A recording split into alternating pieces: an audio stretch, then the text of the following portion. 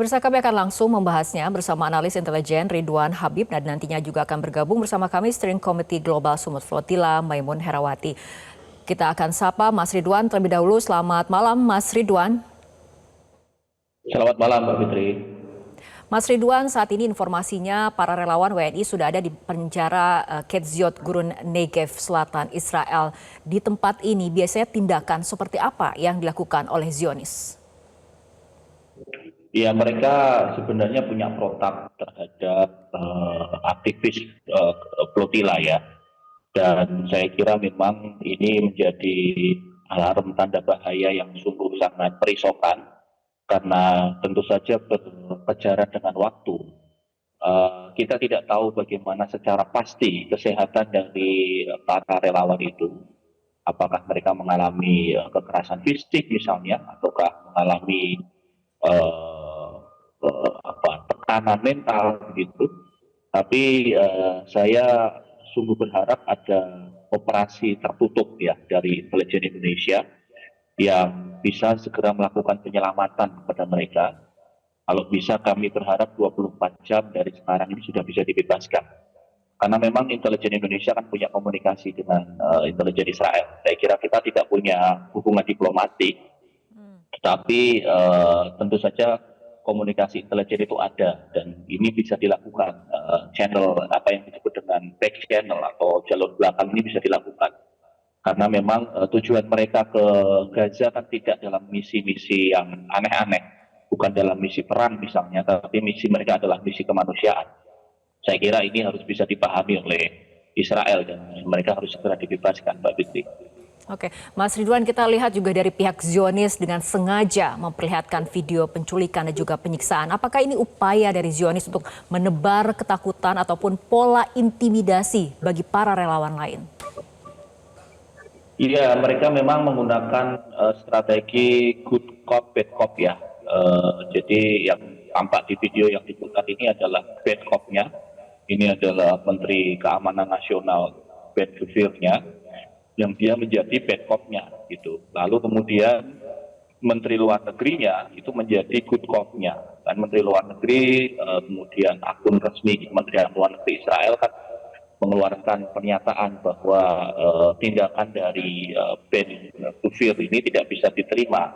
Bahkan mereka berdebat di Twitter ya, berdebat di X antar menteri itu, Menteri Keamanan Nasional dengan Menteri Luar Negeri.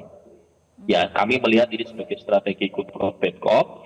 Di satu sisi mereka ingin juga mempublikasikan propaganda untuk menimbulkan efek ketakutan bagi aktivis-aktivis lain yang akan meniru hal serupa. Di sisi lain mereka juga mencoba menjaga citra Israel di mata negara-negara lain, terutama hampir semua dari negara-negara para aktivis ini kan punya hubungan diplomatik ya, termasuk Italia, ada aktivis dari Spanyol, kemudian ada aktivis dari Polandia. Beberapa dari pimpinan negara mereka sudah memanggil dubes-dubes Israel di negaranya masing-masing untuk dimintai tanggung jawab atas beredarnya video itu. Jadi tampaknya memang mereka menggunakan dua sisi komunikasi. Di satu sisi mereka ada bad cop-nya ini yang terlihat di layar ini, terlihat sangat semena-mena dan sadis. Lalu di sisi lain Menteri Luar Negerinya membantah dan mempublikasikan foto-foto memberi minum kepada para aktivis itu.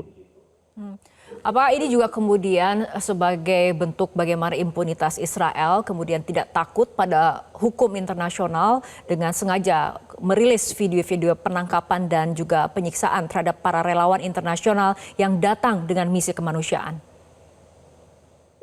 Iya, itu sudah menjadi prosedur tetap mereka ya. Mereka merasa bisa bebas dari kecaman dunia internasional karena merasa bahwa PBB sekalipun tidak akan bisa berbuat apapun dengan tindakan mereka. Mereka juga merasa kebal dari International Crime Court, International Criminal Court Tribunal di Den Haag, Belanda. Jadi saya kira Mbak Fitri memang negara Zionis Israel ini memang dia sudah kepala batu ya, sudah keras kepala dan mereka tidak peduli lagi dengan tata norma internasional. Mereka bersikukuh bahwa wilayah laut di mana aktivis itu berlayar itu adalah wilayah laut Israel yang kemudian mereka berdalih bahwa ini bagian dari upaya keamanan dalam negeri mereka.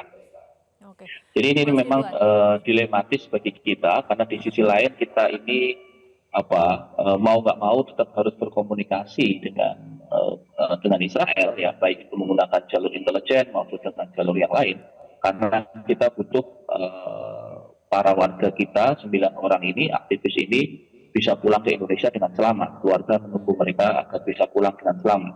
Jadi di sisi lain memang kita ya miris dan sedih dengan video-video itu, dan kita tentu saja mengecam tindakan seperti itu.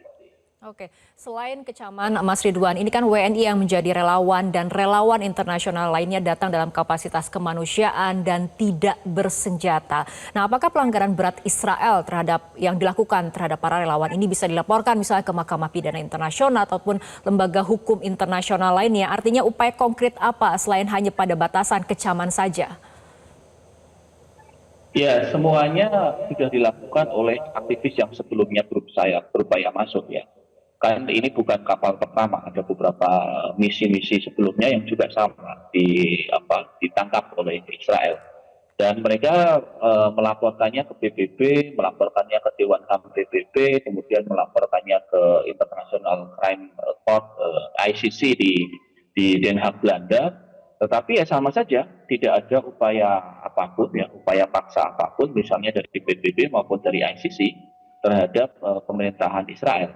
Iya, salah satunya karena memang dari sisi Israel sendiri, mereka kan tidak mengakui ICC di Den Haag itu. Termasuk juga sebenarnya Indonesia kan kita tidak mengikuti konvensi ICC ya. Jadi kita tidak meratifikasi International Court Tribunal di Den Haag itu. Jadi sebenarnya memang ini dilematis sekali karena kita tahu bahwa Israel ini negara yang keras kepala, negara yang merasa paling benar, negara yang merasa paling hebat dan bisa menguasai tatanan organisasi internasional. Di sisi lain kita prihatin dengan aktivitas teman-teman tidak hanya dari Indonesia, dari seluruh dunia ini untuk menembus bantuan kemanusiaan untuk rakyat Gaza yang sangat membutuhkan ini.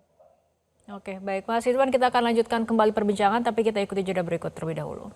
Pemirsa, perbincangan kembali kami lanjutkan. Mas Ridwan, tadi kita lihat dalam tayangan bahwa bantuan kemanusiaan tidak hanya kemudian dicegat di jalur laut, tapi lewat darat pun kemudian juga tertahan seperti itu. Saat ini posisinya ada di Libya. Apakah saat ini memang Israel menargetkan para relawan kemanusiaan menjadi target politik Israel, Mas Ridwan? Ya, saat ini memang kendali operasi dari Israel itu kan terbagi menjadi beberapa front ya. Mereka dalam hal ini masih sangat disibukkan dengan perang melawan Hizbullah di Lebanon Selatan. Lalu kemudian mereka juga berusaha melobi Amerika Serikat agar terus melanjutkan perang melawan Iran. Karena mereka takut kalau kemudian Iran itu dibiarkan akan mengancam kepentingan keamanan mereka. Lalu ini yang sekarang front ketiga ini adalah menghadapi para relawan aktivis kemanusiaan yang sebenarnya dalam konteks ini narasi utama kemanusiaan itu sebenarnya tidak bisa dihalang-halangi karena itu adalah bagian dari hak yang dijamin dalam konvensi hukum internasional. Tetapi kita tahu bahwa Israel selalu mengingkari itu dan mereka tidak mau terikat dengan konvensi hukum apapun yang dianggap merugikan mereka. Jadi narasi-narasi dari teman-teman aktivis pasti akan berbenturan dengan kenyataan di lapangan karena Israel tidak akan menggunakan pedoman-pedoman normal hubungan diplomasi internasional. Mereka mempunyai tafsir sendiri dan mereka selalu inferior dan paranoid terhadap orang-orang asing, apalagi relawan dalam jumlah yang banyak ketika masuk ke Gaza. Mereka selalu berpikir bahwa para relawan itu adalah bagian dari kelompok perlawanan Hamas dan mereka selalu khawatir kalau kemudian ini diterima akan membahayakan keamanan dalam negeri Israel. Itu adalah persepsi dari sisi Israel. Nah, yang harus segera kita tuntut sebenarnya adalah pernyataan yang tegas dan keras dari pimpinan tertinggi pemerintah kita. Apakah ini misalnya nanti Menteri Luar Negeri lebih keras lagi, ataukah bisa lebih keras lagi dari Bapak Presiden, Bapak Prabowo Subianto. Karena bagaimanapun juga keselamatan warga negara Indonesia ini adalah bagian dari hak yang dilindungi oleh konstitusi dan undang-undang dasar kita. Setiap warga negara kita itu adalah menjadi bagian dari yang berapapun jumlahnya, itu adalah bagian yang penting yang harus dilindungi oleh negara. Jadi saya kira memang kita bisa berkaca misalnya dari Perdana Menteri Malaysia Anwar Ibrahim yang sangat aktif, bahkan sangat aktif melakukan informasi, membagi informasi di media sosialnya, dan termasuk upaya-upaya Anwar Ibrahim itu terlihat sekali dalam pemberitaan-pemberitaan media di Malaysia. Sementara di Indonesia kita belum melihat itu. Ya, memang kita bersyukur Menteri Luar Negeri sudah menanggapi, kemudian Kementerian Luar Negeri juga sudah melalui juru bicara sudah mengutuk tindakan dari Menteri Dalam Negeri Israel, Menteri Keamanan Israel itu. Tetapi saya kira memang perlu ada respon yang lebih keras untuk menunjukkan sikap kita sebagai sebuah negara yang berdaulat. Baik, Mas Ridwan, kami dapatkan informasi terbaru menurut pengacara dari lembaga Adalah, seluruh aktivis telah dibebaskan. Nah, dari kemudian perspektif Anda ataupun pandangan Anda, apa kemudian tahapan selanjutnya yang akan dilalui oleh para aktivis ini? Dan apakah menurut Anda ini juga bagian dari hasil upaya diplomasi dari negara-negara asal para relawan yang ditangkap oleh Zionis Israel? Yang pertama tentu kita mengucapkan syukur alhamdulillahirabbil alamin atas berita ini, berita yang disampaikan. Ini bagian dari berita yang sangat membahagiakan, dan saya kira memang ini juga bagian dari upaya penting dari lobby-lobby teman-teman di berbagai macam lini ya, baik itu dari Kementerian Luar Negeri, komunitas intelijen, dan juga jejaring kita. Ambil aja makanan minuman yang perlu di sini. Ini uangnya di sini. Enggak, soalnya uangnya. Dan Mas Ridwan dan juga pemirsa, saat ini juga kita telah terhubung bersama Steering Komite Global Sumut Flotilla, Ibu Maimun Herawati. Selamat sore, Bu Maimun. Ini kopi aja, cappuccino pakai susu. Ya. Oke. Selamat sore, Bu Maimun. Ya, selamat sore. Saya sambil membuka laptop ya, soalnya ini masih dengan HP. Baik, Bu Maimun, apakah ada informasi terbaru, Bu Maimun, terkait upaya pembebasan para WNI yang menjadi relawan GSF? Ya, ada kabar terbaru ya, alhamdulillah. Saya baru aja rapat. Ya, apa informasi terbaru yang bisa Anda jelaskan kepada kami? Oh, ini saya sudah live. Betul? Mohon maaf Mbak Fitri. Ya, alhamdulillah saya baru saja mendapat data bahwasanya 9 dari saudara kita sudah ada dalam daftar orang yang masuk dalam daftar Israel penjajah kepada tim pengacara. Artinya mereka termasuk yang akan naik pesawat untuk 2-3 jam mendatang. Hanya saja saya meminta teman-teman untuk menunggu sampai saya bisa mendapatkan manifest pesawat untuk memastikan mereka benar-benar ada di dalam pesawat. Nah, tapi alhamdulillah ya seperti itu ya. Tetapi begitu mereka sampai ke Istanbul, yang akan kita lakukan adalah mengambil kesaksian dan melakukan visum untuk mereka, untuk kemudian didokumentasikan dan menjadi bahan nanti untuk mengambil tindak legal atas penjajah melalui ICC. Itu insya Allah yang akan dilakukan. Baik, Bu Maimun, dalam komunikasi ataupun pantauan terakhir bagaimana kondisi 9 WNI yang menjadi relawan ini dan apa saja kemudian perlakuan yang mereka terima selama ditangkap? Untuk itu belum bisa kami sampaikan karena ini di dalam penanganan tim legal GSF. Dan itu ada tim tersendiri terdiri dari 100 lebih pengacara yang akan menjadi motor dari pengumpulan data dokumen untuk menyeret penjajah ke ICC. Jadi saya tidak bisa menjelaskan lebih dahulu sampai nanti masalah ini ditangani oleh tim legal. Oke, tapi saat ini di mana posisi dari 9 WNI saat ini, Bu Maimun? Mereka seharusnya sudah di dalam bus, hampir sampai ke bandara seharusnya. Baik, bisa dijelaskan lebih detail lokasinya dalam bus sedang menuju ke bandara mana, Bu Maimun? Ke bandaranya eh, bandaranya apa namanya ya? Saya itu lupa Mbak Fitri. Bandaranya yang ada kalau saya tidak salah Eilat, Tapi ada di daerah wilayah Eilat Israel. atau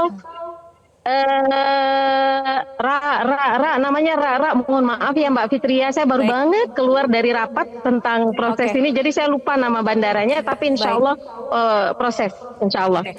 Bu Maimun, apa bisa Anda jelaskan upaya pembebasan seperti apa yang dilakukan hingga kemudian 9 WNI yang menjadi relawan GSF ini dalam 2 hingga 3 jam mendatang akan kemudian diterbangkan ataupun dibebaskan dan diterbangkan ke Turki? Iya, jadi kami itu punya kuasa hukum. Tim adalah di tanah Palestina yang dijajah di Israel.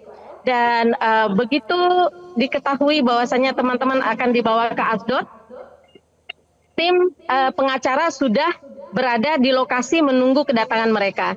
Sehingga begitu teman-teman turun, data diambil, kuasa hukum digunakan, dan kemudian mulai melakukan proses penekanan kepada Israel. Selain tim hukum, kami juga punya tim political impact yang kemudian bekerja dan bergerak melalui koneksi kepada konsulat, kepada pemerintah, termasuk salah satu yang kemudian juga memberikan tekanan yang lumayan adalah Presiden Irlandia, karena warga Irlandia juga termasuk yang diculik dan ada dalam video ditekan dijambak rambutnya dan dibanting ke bawah, ditekan ke bawah, itu Cat namanya, dia warga negara Irlandia. Nah, selain Cat yang di dalam video terlihat mendapatkan kekerasan ekstrim seperti itu, juga ada Ibu Margaret Connolly yang merupakan saudara perempuan dari Presiden Irlandia, Ibu Catherine Connolly. Jadi seperti itu cara pergerakan dari GSF. Kami punya video-video yang mereka tidak tahu, tapi videonya itu ini memang cerdas-cerdas ya teman-teman IT ya. Jadi mereka tidak tahu kalau ada hidden camera yang kemudian menangkap tindak kekerasan dari IDF, dan itu kami gunakan untuk melakukan tekanan melalui berbagai channel. Oke, Bu Maimun, mengenai kondisi WNI sendiri, ada laporan 3 orang ataupun 3 relawan yang sempat dirawat di rumah sakit di Israel. Apakah relawan WNI termasuk di antara relawan yang dirawat atau seperti apa informasi yang Anda dapatkan? Sampai saat ini data detail siapa yang perlu dibawa ke rumah sakit dan sudah keluar itu kami di Istanbul belum dapat. Sebentar lagi insya Allah dapat, karena sebentar lagi itu akan ada data siapa yang perlu dibawa ke rumah sakit, siapa yang perlu ini dan itu kira-kira 2-3 jam lagi. Kalau sekarang saya baru bisa menjelaskan, alhamdulillah saudara kita ada dalam daftar yang diberikan oleh penjajah Israel kepada tim, dan nama mereka berarti masuk yang akan naik pesawat. Tetapi kemudian benar-benar bebas dari penculikannya atau tidak, menunggu manifest pesawat. Seperti itu, Mbak. Oke. Baik, nantinya 9 WNI akan diterbangkan ke Istanbul, Turki dalam waktu 2 hingga 3 jam ke depan. Kemudian akan dimintai keterangan, tadi dikatakan oleh Bu Maimun, dan juga di visum. Selanjutnya prosesnya akan seperti apa setelah itu, Bu? Terutama mungkin pesan untuk perjuangan menembus blokade Gaza ini.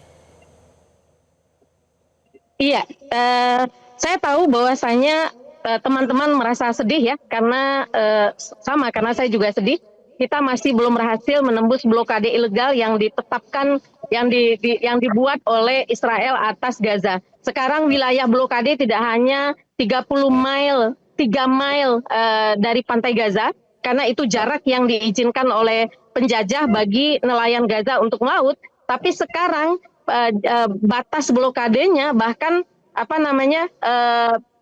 orang asing itu bahkan tidak bisa mendekat melebihi dari laut lepas pantai Yunani, tempat 176 teman kami 29 April diculik. Dengan demikian dunia harus tahu bahwasanya pada saat kejahatan Israel dibiarkan berlarut-larut, tidak dikenakan sanksi, maka mereka akan semakin angkuh, semakin sombong, dan semakin menjadi-jadi. Di belakang teman-teman kami semua yang alhamdulillah 428 saat ini, ada 9.000 lebih orang Palestina yang ditahan, sebagian besarnya tanpa kasus, tanpa dibawa ke pengadilan. Ratusan diantaranya anak-anak dan perempuan, dan mereka mengalami penyiksaan yang luar biasa. Bahkan ada laporan yang valid mengatakan IDF bahkan melatih anjing untuk melakukan pemerkosaan kepada para tahanan. Luar biasa. Kita tahu bahwasanya Bapak Anan salah satu dokter bahkan sampai meninggal karena kemudian mengalami sexual assault. Ini dan di dalamnya masih ada dokter Abu Safia, dokter Abu Safia, pimpinan Rumah Sakit Kamal Abu Adwan, sampai saat ini masih di dalam penjara penjajah tanpa ada kasus sama sekali. Ini akan terus menjadi perjuangan dari kami untuk kemudian menyampaikan kepada dunia 9.000 bangsa Palestina saat ini masih ada dalam penjara, dan mereka juga harus diperjuangkan untuk bisa bebas dari pemenjaraan yang tidak adil ini. Begitu, Mbak. Baik, terima kasih Bu Maimun. Saya akan selanjutnya ke Mas Ridwan. Tadi dikatakan ataupun mengambil pernyataan dari Bu Maimun akan ada proses-proses seperti meminta keterangan dari para relawan WNI, GSF yang kemudian nantinya akan ada di Turki, di visum. Kemudian tadi Bu Maimun juga mengatakan bahwa ada bukti dokumentasi mengenai tindakan ataupun perlakuan yang tidak manusiawi dari IDF kepada para tahanan. Ini bagaimana tanggapan Anda mengenai proses hukum selanjutnya agar kemudian hukum internasional ditegakkan dalam hal ini? Ya, selanjutnya memang sangat berharap kepada ICC dan Dewan Keamanan PBB ya. Karena bagaimanapun juga pelanggaran hukum internasional itu sudah terlalu banyak dilakukan oleh Israel. Termasuk juga saya membaca baru saja Perdana Menteri Spanyol, dia akan menegaskan bahwa kalau memang ini nanti relawannya yang dari Spanyol ini tidak dibebaskan, maka dia akan mempertimbangkan untuk menangkap Perdana Menteri Israel Netanyahu kalau berada di Eropa. Dia akan bersurat kepada Uni Eropa untuk semacam melakukan arrest warrant gitu ya, surat permintaan penangkapan berdasarkan dari mandat ICC kepada pimpinan Israel, termasuk juga kepada Menteri Keamanan Nasional yang videonya viral itu. Jadi memang Mbak Fitri, upaya-upaya itu memang harus terus dilakukan karena ini adalah bagian dari upaya penegakan hukum internasional. Tentu saja teman-teman aktivis kemanusiaan ini adalah bekerja demi kemanusiaan.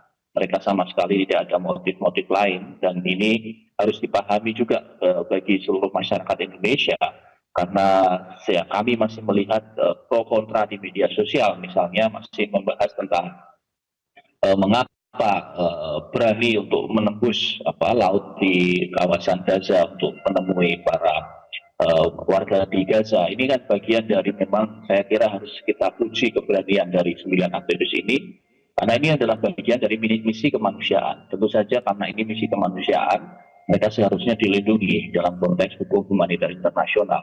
Mereka tidak menyuplai senjata, mereka tidak menyuplai bom, mereka tidak menyuplai persenjataan apapun kepada Hamas misalnya, tetapi mereka hanya membawa bantuan untuk anak-anak, membawa bantuan untuk ibu-ibu yang ada di sana.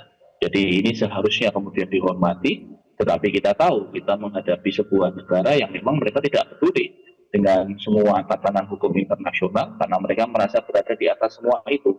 Mereka merasa bisa mengatur Amerika Serikat dengan lobby-lobby mereka merasa bisa mengatur PBB, mereka bisa mengangkangi hukum-hukum ICC. Jadi saya kira memang tentu saja ini perjuangan yang masih panjang, masih lama, dan istiqomah ini yang saya kira memang harus dibutuhkan. Oke, baik, kita harapkan tadi apa upaya yang dilakukan oleh tim lawyer dari ADAL ataupun dari GSF yang mendampingi para aktivis dapat kemudian dilancarkan agar kemudian para relawan, terutama 9 WNI yang menjadi relawan, dapat segera dibebaskan dan sampai ke tanah air dengan selamat, begitupun dengan relawan internasional lainnya. Terima kasih Mas Ridwan dan juga Bu Maimun telah berbincang bersama kami dalam Prime Time News untuk malam hari ini. Jelajahi cara baru mendapatkan informasi. Download Metro TV Extend sekarang.